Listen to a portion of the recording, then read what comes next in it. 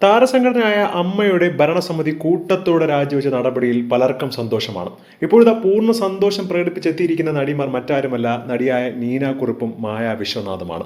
പ്രത്യേകിച്ചും ലക്ഷ്മിപ്രിയയെ പോലുള്ളവർ ഈ ഒരു അമ്മയുടെ അംഗത്തിൽ നിന്നും രാജിവെച്ചത് ഇവരെ വല്ലാതെ സന്തോഷിപ്പിക്കുന്ന ഒന്ന് തന്നെയാണെന്ന് അവർ തന്നെ പറയുകയാണ്. ഭരണസമിതിയുടെ മാറ്റത്തെ സ്വാഗതം ചെയ്ത് നടിമാർ സഹപ്രവർത്തകയായ ലക്ഷ്മിപ്രിയക്കെതിരെ കടുത്ത ഭാഷയിലാണ് ഇപ്പോൾ പ്രതികരിച്ചിരിക്കുന്നത്. ആ സ്ത്രീ ഇനി ഒരിക്കലും സംഘടനയിൽ വരാൻ പാടില്ല. ലോകത്തിലെ എല്ലാവർക്കും നാറ്റമാണ് അവർ. കഴിഞ്ഞ ദിവസം അവർ എന്തൊക്കെ കാര്യങ്ങളാണ് വിളിച്ചു പറഞ്ഞതെന്ന് ഞങ്ങൾക്കറിയാം. പുരുഷന്മാരെ ഒന്നടങ്കം ചവിട്ടിത്താഴ്ത്തുന്ന രീതിയിലുള്ള പ്രസ്താവനകളും പ്രതികരണങ്ങളുമായിരുന്നു അവർ ചെയ്തത്. മാത്രമല്ല, ഭരണസമിതിയുടെയും ലക്ഷ്മിപ്രിയയുടെയും രാജിയിൽ തനിക്ക് ഏറെ സന്തോഷമുണ്ട് എന്നാണ് നീന കുറുപ്പ് പറയുന്നത്. ആ സ്ത്രീയുടെ പേര് പറയാൻ പോലും തനിക്ക് ഇഷ്ടമില്ല എന്നാണ് താരം വെളിപ്പെടുത്തിയത്. സത്യത്തിൽ അവരെ പുറത്താക്കേണ്ടത് നേരത്തെയായിരുന്നു. പക്ഷേ അതിനേക്കാൾ പ്രധാനപ്പെട്ട മറ്റു പല കാര്യങ്ങൾ സംസാരിക്കാൻ ഉണ്ടായിരുന്നുകൊണ്ടാണ് നടപടി വൈകിയത്.